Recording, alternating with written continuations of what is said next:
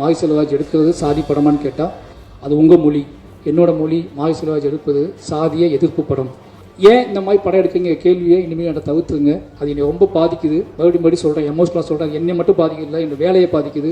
நான் அரசியல்வாதி கிடையாது. நான் என் வாழ்க்கையை பணயமாக வச்சு படம் எடுத்துகிட்டு இருக்க ஒருத்தன். என் வாழ்க்கையை கலையாக மாற்றிக்கிட்டு இருக்கேன். கதாநாயகிகள் கருப்பாக இருக்க கதாநாயகிகளை ஏன் சூஸ் பண்ண மாட்டேங்க யாரோ என்ன கேட்டாங்க. நான் சொல்கிறேன், இது வரைக்கும் எந்த ஆர்டிஸ்ட்டுமே அவங்க இந்த கலரில் இருக்காங்க. நானும் துருவும் எப்படி இருக்குன்னு எனக்கு தெரியும். இந்த கதையே பண்ணியே ஆகணும்னு இந்த வெறி எனக்கு இருந்துச்சு. சினிமாவை நம்ம யாருன்னு காட்டியே ஆகணுங்க வெறி அவனுக்கு இருந்துச்சு. இந்த ரெண்டு பேரோட வெறி தான் துருவுக்கு முன்னாடி விக்ரம் சார் அப்படிங்கிற ஒன்று வைக்கிறாங்கல்ல, அதே மாதிரி எனக்கு முன்னாடி எப்போவுமே ரஞ்சித் அண்ணா ராம் சார் ஒன்று இருந்துகிட்டே இருக்கும். இவன் நம்பிக்கை நம்ம காப்பாற்றுவோமா, இவன் நம்பிக்கை நம்ம காப்பாற்றுவோமான்னு சொல்லி. ரஞ்சித் அண்ணா அவர் என்ன மாதிரி கிடையாது. நான் கொஞ்சம் பயப்படுவேன், ஓப்பனாகவே சொல்கிறேன், நான் பயப்படுவேன். அவர் பயப்பட மாட்டார். ரொம்ப சந்தோஷமாக இருக்குது. என் டீம் இந்த படம் மற்ற படத்தோட இந்த படம் என்ன ஸ்பெஷல் அப்படின்னா எனக்கு ரொம்ப சந்தோஷமான விஷயம். இந்த படத்தில் இருக்கவங்க எல்லாருமே என்னை ரொம்ப நம்பினாங்க. அவங்க வாழ்க்கையை என்கிட்ட கொடுத்தாங்க. அது துருவாக இருக்கட்டும், நிவாஸாக இருக்கட்டும், எழிலாக இருக்கட்டும், சக்தியாக இருக்கட்டும், என்னோட ஆர்ட் டைரக்டராக இருக்கட்டும், என்னோட நடிகர்கள் ரஜிஷாவாக இருக்கட்டும், இவங்க எல்லாருமே பொதுவாக என்ன அப்படின்னா எனக்கு ஒரு பெரிய ப்ரெஷரே இந்த படத்தை எப்படி எடுக்க போகிறோம், ஸ்கிரிப்ட் எப்படி அப்படிலாம் பயமே எனக்கு இல்லை.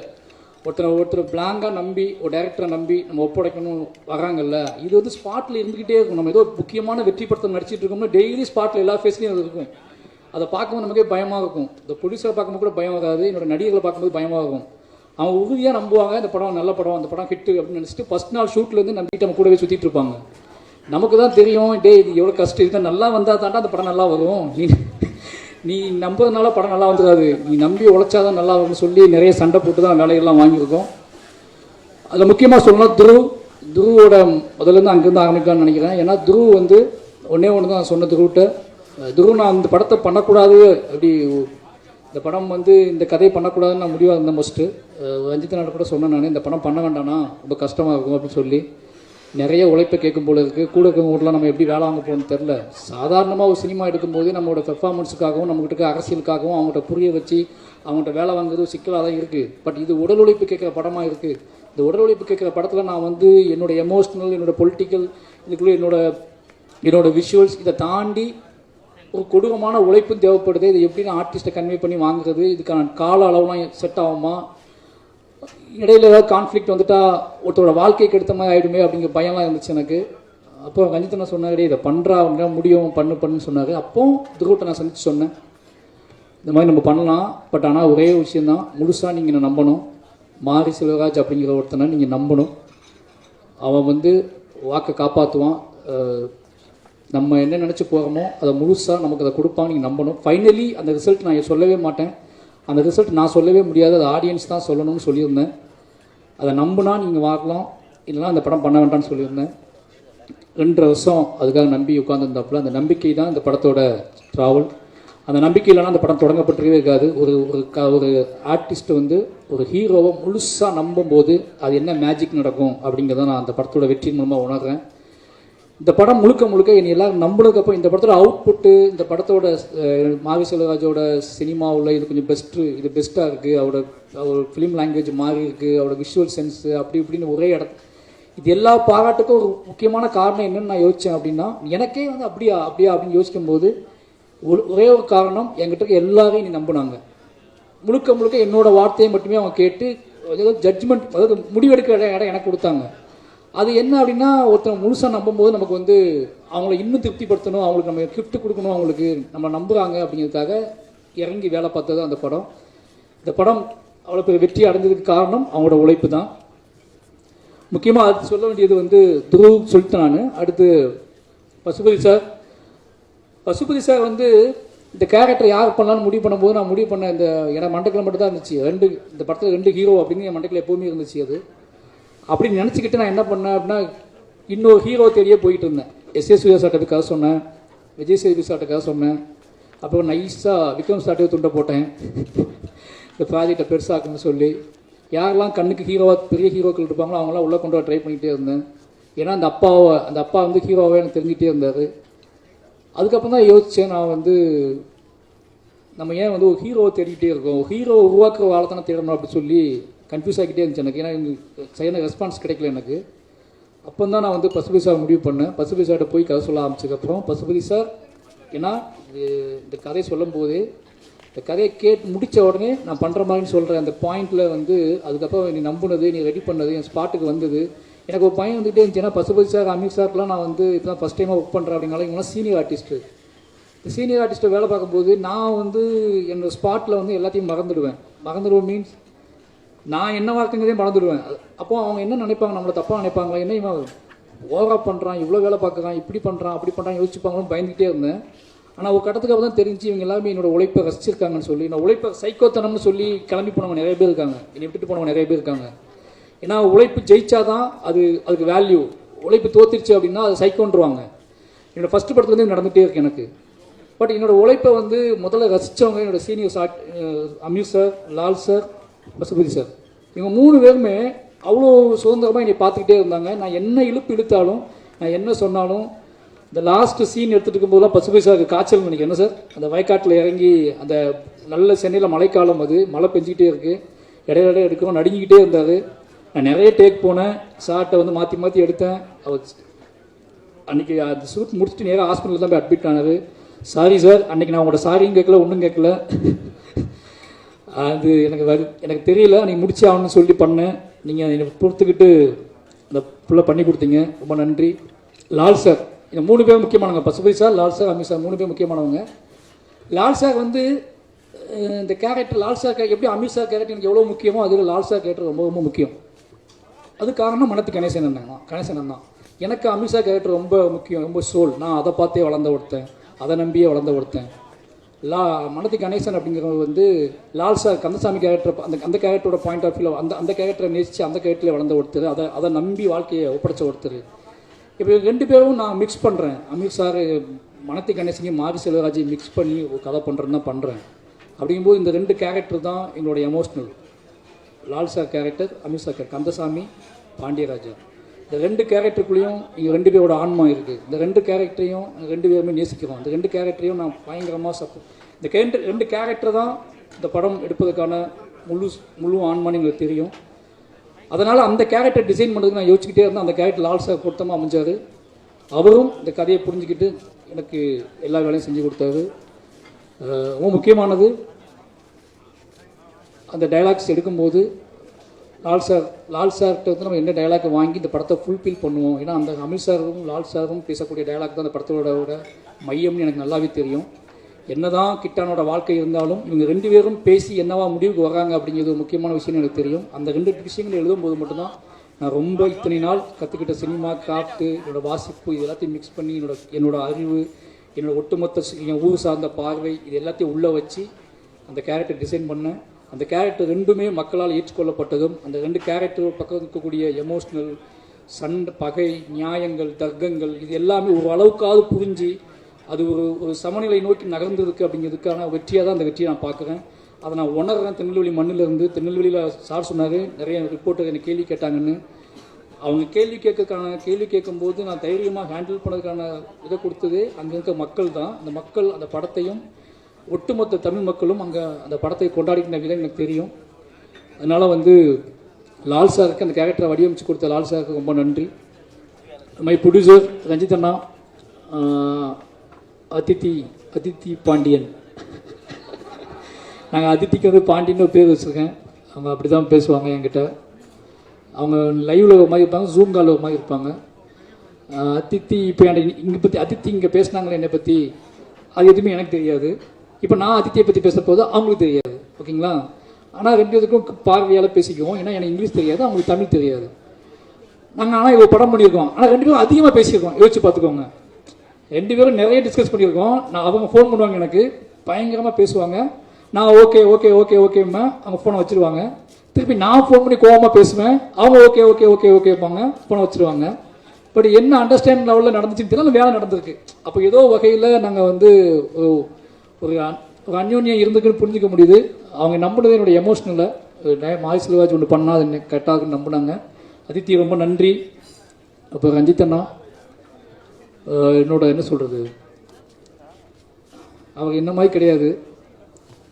அவர் வேறு மாதிரினா எப்படின்னா, நான் கொஞ்சம் பயப்படுவேன், ஓப்பனாகவே சொல்கிறேன், நான் பயப்படுவேன். அவர் பயப்பட மாட்டார். நான் யாருக்கு பயப்படுவேன் அப்படின்னா, ரொம்ப என்ன சொல்கிறதுனா, எனக்கு மக்களோட நான் இன்க்ளூசிவாக பாலிடிக்ஸ் பேசுகிறேன்னு நிறைய பேர் சொல்லுவாங்க. அதுக்கான காரணம் என்னோட பயங்கர சுமை, என்னோட வெயிட் என் தலையில் இருக்க வெயிட் அதிகம். அது யாராவது ஒருத்தங்க தாங்கி பிடிச்சாதான் என்னால் அதை ரன் பண்ணவே முடியும். அதனால் நான் எங்கிட்ட இருக்க கதைகளோட கணமே ஒரு காரணமாக இருக்கலாம் என்னோட இன்க்ளூசிவ் பாலிடிக்ஸுக்கு.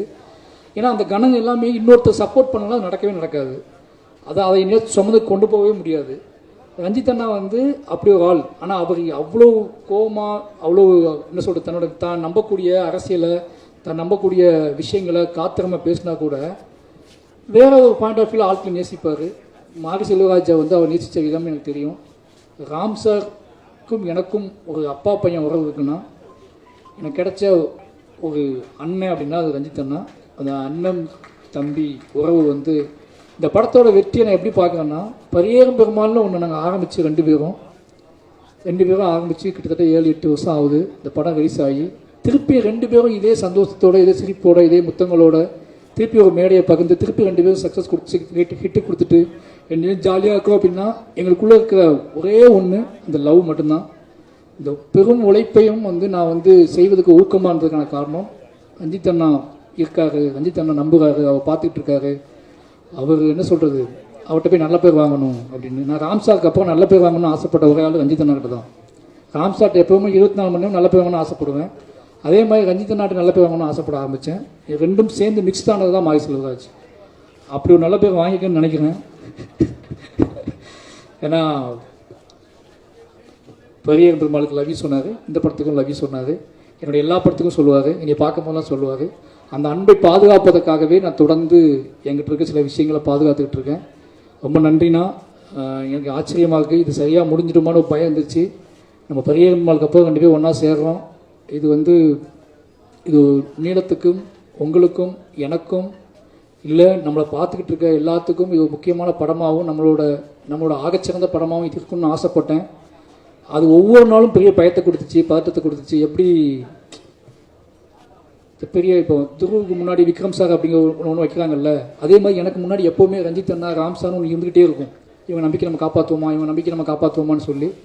இந்த படத்தோட வெற்றியை நான் எப்படி பார்க்குறேன்னா, முழுக்க நாங்கள் ரெண்டு பேருமே இன்னைக்கு பக்கத்தில் உட்காந்து விளையாண்டுக்கிட்டு இருக்கோம். அப்படிங்கிறது எங்களை விளையாட வைத்த சந்தோஷமாக உங்கள் முன்னாடி சிரிக்க வச்ச வெற்றி தான் இந்த பார்க்குறாங்க. ரெண்டு பேருமே மை மறந்து இருக்கோம் அப்படின்னா அவ்வளோ பெரிய வெற்றியை கொடுத்த தமிழ் மக்களுக்கு எவ்வளோ நன்றி சொன்னாலும் பத்தாது. ரெண்டு பேரும் அவ்வளோ சந்தோஷமாக இருக்கும். இந்த சந்தோஷம் முழுக்க தமிழ் மக்களால் கொடுக்கப்பட்டது. ரெண்டு பேரை பற்றி நீங்கள் கான்ஃப்ளிக்டாக பேசிகிட்டே இருக்கீங்க. ஆனால் அந்த ரெண்டு பேரை சந்தோஷமாக வச்சுக்கிறதும் மட்டும் தமிழ் மக்கள் தான். இந்த ரெண்டு பேரை மட்டும் மாரி செல்வராஜ், ரஞ்சித் மாரி செல்வராஜ் பேசிகிட்டே இருப்பீங்க. ஆனால் எங்களை அதிகமாக நேசிக்கிறாங்கன்னு எங்களுக்கு நல்லா தெரியும். அந்த நேசிப்புக்காக தொடர்ந்து உண்மையாக இருக்கணும் ரெண்டு பேரும் முடிவு பண்ணுறோம். ரெண்டு பேரும் அதுக்காக வேலை செஞ்சுட்டே இருக்கோம். ரஞ்சித் அண்ணா, லவ் யூ.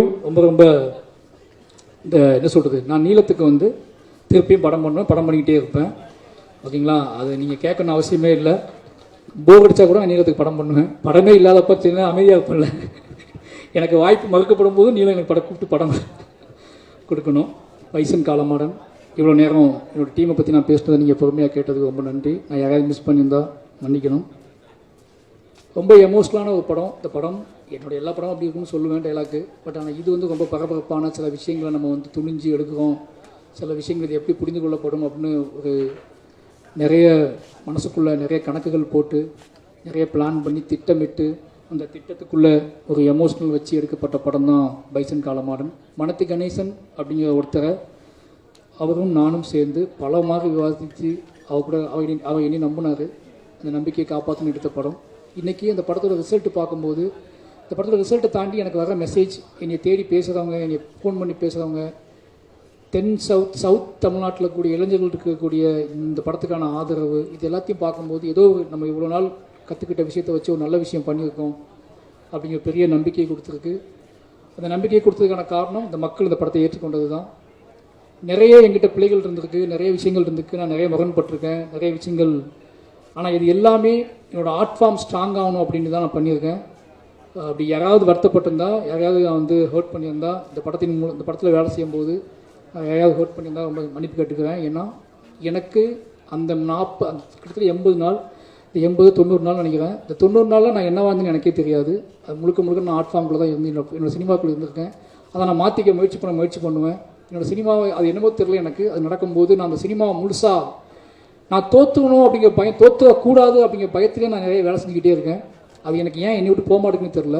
அதனாலேயே கொஞ்சம் அதிகப்படியான வேலைகளை செய்கிறேன், கொஞ்சம் அதிகப்படியான நம்ம ஆட்கள்கிட்ட உழைப்பை வாங்க ட்ரை பண்ணுறேன், இன்னும் அதிகப்படியான நேரத்தை அவங்ககிட்ட எடுத்துக்கிறேன். நான் எப்படி இருக்கணும் அதே மாதிரி அவங்களும் இந்த படத்தில் அப்படி இருக்கணும்னு நினைக்கிறேன். இது சரியாக தப்பான்னு எனக்கு தெரியல. ஆனால் என்கிட்ட இருக்க எல்லாத்தையுமே நான் எப்படி இருக்க இந்த படத்துக்காக அதே மாதிரி நீங்களும் இருக்கணும்னு எதிர்பார்க்குறேன். அது நிறைய இடத்துல முரணாக இருக்குது, நிறைய இடத்துல பிரச்சனைகளை உருவாக்கியிருக்கு. ஆனால் ஃபைனலி அந்த படத்தோட ரிசல்ட் அவங்களுக்கானது தான். அவங்க அந்த நம்பி என்னை உழைச்சிருக்காங்க. அப்படி நான் முரண்பட்ட, நான் வருத்தப்பட்ட, இல்லை என்ன சொல்கிறது, என் மீது வருத்தப்பட்ட நிறைய பேருக்கு நான் நன்றி சொல்லிக்கிறேன். இந்த படம் மட்டுமே காரணம். இந்த படத்தை தாண்டி நான் எந்த வகையிலையும் யாரையுமே பகையாக நினச்சது இல்லை, எதுவும் கிடையாது. பைசன் ஃபைனலி ரொம்ப ஒரு நல்ல அனுபவத்தை எனக்கு கொடுத்துருக்கு, ஒரு நம்பிக்கையை கொடுத்துருக்கு. நான் தொடர்ந்து வேலை செய்வதற்கான ஒரு பெரிய பலத்தை கொடுத்துருக்கு. இந்த படத்தை பாராட்டி இந்த படத்தை கொண்டாடிக்கிட்டு இருக்கிற அத்தனை இளைஞர்களுக்கும், அத்தனை மக்களுக்கும், யாருனே தெரியாத மக்களுக்கும் நன்றி சொல்லிக்கிறேன். நிச்சயமாக தொடர்ந்து நான் நல்ல படங்கள் எடுப்பேன்னு நினைக்கிறேன். தொடர்ந்து இந்த மாதிரி எவ்வளோ எதிர்ப்பு வந்தாலும், எவ்வளோ முரண் வந்தாலும், என்ன திருப்பிடலாம், என்னோடய நெரேட்டிவை மாற்றிடலாம், என்னை செட் பண்ணிடலாம்னு தயவு செஞ்சு யாரும் நினைக்க வேண்டாம். அது என் ரத்தத்திலே கிடையாது. எனக்கு அதுதான் வரும்னா நான் அதை விட்டு விலகுவதற்கான வாழ்க்கை என்கிட்ட இல்லை. அதை பற்றியே யோசிச்சுட்டு இருக்கேன், அதை பற்றியே போய் பேசுகிறேன், அதை பற்றியே பழகிட்டு இருக்கேன். அதை பற்றியே நான் உங்களுக்கு தெரியாது.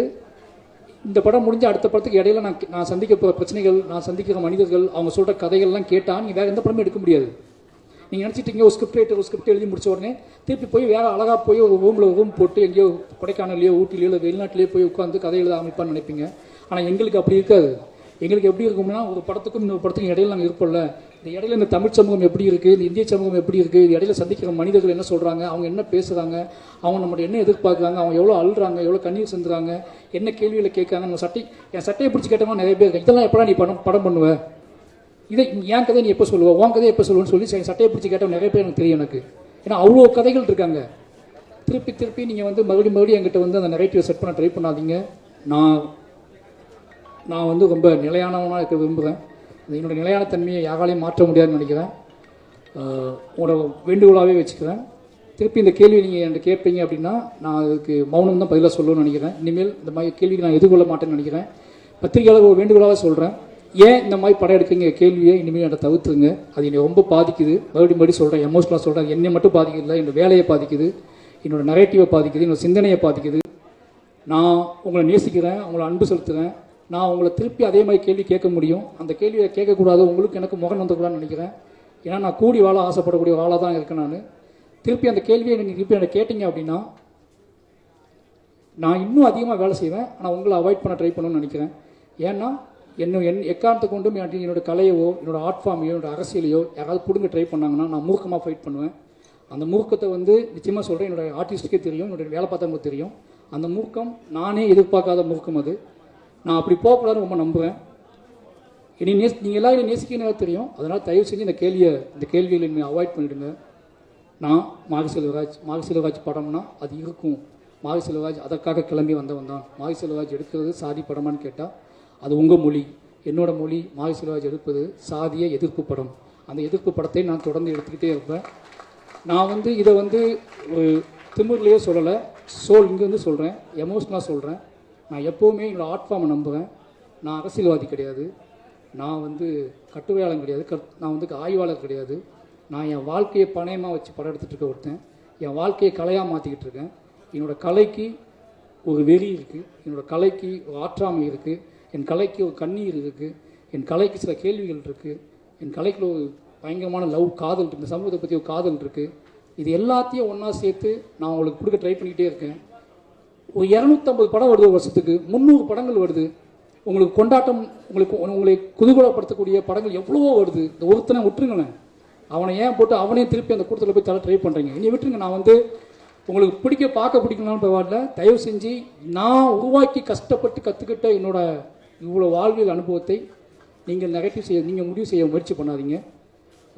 மற்றபடி இதெல்லாம் பண்ணால் கூட ஏதோ வகையில் நீங்கள் என்னை ஏற்றுக்கொள்கிறீர்கள் அப்படிங்கிற ஒரு பெரிய ஒரு பொறுப்பும் நம்பிக்கையும் எனக்கு இருக்குது. அந்த நம்பிக்கையின் அடிப்படையில் மறுபடி இந்த தமிழ் சமூகத்துக்கு முன்னாடி மாரி செல்வராஜியாக நான் என் நன்றியை சொல்லிக்கொண்டே இருப்பேன். நான் இந்த பாடலை பாடிக்கொண்டே இருப்பேன். கடைசியாக என்னோடய அசிஸ்டன்ட் டீம், என்னோடய கேமரா அசிஸ்டன்ட் டீம், என்னோடய ஒட்டுமொத்த டீம் என்னை பயங்கரமாக உழைச்சிருக்கானுங்க. அவனுக்கு எப்போவுமே உங்களுக்கு தெரியும், இந்த மாதிரி ஆள் கூட வேலை பார்க்கறது கொஞ்சம் கஷ்டம்னு சொல்லி ஆனால் அவங்க என்னை நம்பி வேலை பார்த்துருக்காங்க. அவங்க எல்லாத்துக்குமே ரொம்ப நன்றி. இந்த வெற்றி வந்து எவ்வளோ சிரித்து என்ன தான் பண்ணாலும் ரொம்ப எமோஷ்னலான வெற்றி. எனக்கு நல்லா தெரியும், நானும் துருவும் எப்படி இருக்குன்னு எனக்கு தெரியும். ஏன்னா இது சாத்தியமான எல்லாம் கண்மணி எப்படின்னா, அந்த முதல் நாள் அவனுக்கு நான் ட்ரைனிங் கொடுக்கும்போது நான் அதை உணர்ந்தேன். இப்படி ஆரம்பிக்கிறோமே, ஏன்னா அவன் அப்படி தான் வந்தான் அங்கேருந்து வரும்போது, இப்படி ஆரம்பிக்கிறோமே இவனை எப்படி மாற்ற போவோம், இது எப்படி நடக்க போகுது, இது சாத்தியமா அப்படி பயத்தில் நாங்கள் இருந்தோம். 2 பேத்துக்குள்ளும் இருந்த ஒரு வெறி தான், இந்த கதையே பண்ணியே ஆகணும்ன்ற வெறி எனக்கு இருந்துச்சு. சினிமாவை நம்ம யாருன்னு காட்டியே அவனுங்க வெறி அவனுக்கு இருந்துச்சு. இந்த 2 பேரோட வெறி தான் இந்த படத்தை இத்தனை தூரம் இத்தனை உழைப்பில் தூக்கி கொண்டு வந்து சேர்க்கறதுக்கு ஒரு முக்கியமான காரணமாக இருந்துச்சு. எங்களோட உழைப்புங்கிறது நம்ம உழைப்பின் மூலமாகவே வெற்றி பெற வேண்டும்னு ஆசைப்படக்கூடிய ஆளாக நாங்கள் இருக்கோம். எங்களோட உழைப்பின் பாதையை மாற்ற முயற்சிக்காதீர்கள். உங்கள் அனைவருக்கும் மறுபடியும் நன்றி. பைசன் ஏற்றுக்கொண்ட அத்தனை மக்களுக்கும் ரொம்ப நன்றி. என்னோடய டீமுக்கு ரொம்ப நன்றி. கடைசியாக என்னோடய குடும்பத்துக்கு, என்னோடய குடும்பம் வந்து சொல்லி ஆகணும். நான் பதட்டமான ஒரு வாழ்க்கையிலேயே இருக்க மாதிரியான ஒரு தோற்றத்தை அவங்களுக்கு கொடுத்துக்கிட்டே இருக்கேன். ஒரு சினிமா இயக்குனர் வெற்றி பெற்றதுக்கப்புறம் அது எவ்வளோ பெரிய கொண்டாட்டமாக இருக்கும், அந்த கொண்டாட்டம் எப்படிப்பட்டதாக இருக்கும் அப்படின்னு அவங்க பார்த்துருப்பாங்கல்ல, கேள்விப்பட்டிருப்பாங்க. அப்படி கொண்டாட்டத்தை நான் அவங்களுக்கு கொடுக்கல. ஏன்னா ஃபோன் வந்தால் பயப்படுவாங்க, நான் யார்ட்டையாவது பேசினா பயப்படுவாங்க. அதுக்கான காரணம் என்னென்னா, ஏதோ ஒரு வகையில் நான் டிஸ்டர்பாகவே இருக்குன்னு நினைப்பாங்க. ஆனால் அவங்கள்ட்ட சொல்லிக்கிறேன், நான் ரொம்ப நிறைவாகவே இருக்கேன். என் மனசில் கடைசி என்ன சொல்கிறது, நீங்கள் எல்லாத்தையும் பேசிட்டேன்னு நினைக்கிறேன். இனிமேல் அவங்க எனக்கு தொந்தரவு பண்ண மாட்டாங்க அப்படிங்கிற நான் சொல்லிக்கிறேன்.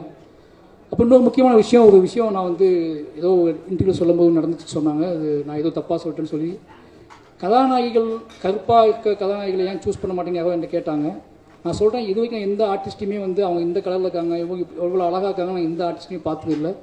நாங்கள் எல்லாருமே வந்து எப்படி சொல்கிறதுனா, நாங்கள் எல்லாருமே வந்து யார் இதுக்கு முழுசாக உழைப்ப போடுவாங்களோ, யார் நம்ம நம்புவாங்களோ அவங்க கூட தான் நான் வேலை செஞ்சுக்கிட்டே இருக்கேன். அவங்களுக்காக தான் நான் வேலை செஞ்சுக்கிட்டே இருக்கேன். இது ஒருவேளை அப்படி நிகழாமல் இருக்குன்னா அதை நிகழ்த்துவதற்கும் நாங்கள் ஆசைப்படுறோம். அதை அப்படியான ஒரு சினிமாக்குள்ளே அப்படியான சாத்தியக்கூறுகள் வரணும்னா அது எங்கள் மூலமாக தான் வரணும்னு நீங்கள் ஆசைப்பட்டீங்கன்னா அதுவும் நடக்கும். அதை நாங்கள் செய்வோம்னு நினைக்கிறேன். அப்படியே அப்புறம் படமே நான் எடுப்பேன். அது ஒருவேளை ஏன்னா உங்களுக்கு நல்லாவே தெரியும், சினிமா வந்து காம்ப்ரமைஸில் ஒரு இடத்துல இருக்குது. ஏன்னா முதலாளிகள் இருக்காங்க, பட்ஜெட் இருக்குது, பணம் இருக்குது, ஆடியன்ஸோட மனநிலை இருக்குது. இதுக்குள்ளே தான் எங்களோட தேவையை நாங்கள் பூர்த்தி பண்ணிக்கிட்டு இருக்கோம். அப்படியாப்பட்ட அந்த காம்ப்ரமைஸ்க்குள்ளே எங்களுக்கிட்டே இருக்குது. நான் அதை இல்லைன்னு சொல்லலை. அந்த காம்ப்ரமைஸை எப்படி சொல்கிறேன்னு தெரியாமல் நானும் பல மொழிகளில் சொல்கிறேன், பல பேசுகிறேன். திருப்பி அந்த கேள்வி எல்லா விஷயத்தையும் எங்கிட்டே கேட்குறீங்களா, நீங்கள் எந்த கேள்விக்கு எந்த பதில் சொல்லணும்னு எனக்கு தெரியல. தயவு செஞ்சு சொல்கிறேன், அப்படி அந்த கேள்வி தப்பாக புரிஞ்சுக்கப்பட்டுச்சுன்னா மன்னிப்பு கேட்டுக்கிறேன். அதில் எந்த பிரச்சனையும் கிடையாது. ஆனால் ஒருவேளை நீங்கள் அதை விரும்புவீங்க அப்படின்னா, அப்படியான ஒரு சினிமா உங்களுக்கு வேணும் அப்படின்னா, அந்த சினிமாவை எடுப்பதற்காக மாரி செல்வராஜும் ரஞ்சித்தும் எல்லாருமே அதை முயற்சி பண்ணிகிட்டே வைப்போம். ஏன்னா மக்கள் விரும்பக்கூடிய, மக்கள் சின்ன ஏன்னா எங்ககிட்ட கேள்வி எல்லாமே பிரதான கேள்விகள் கிடையாது.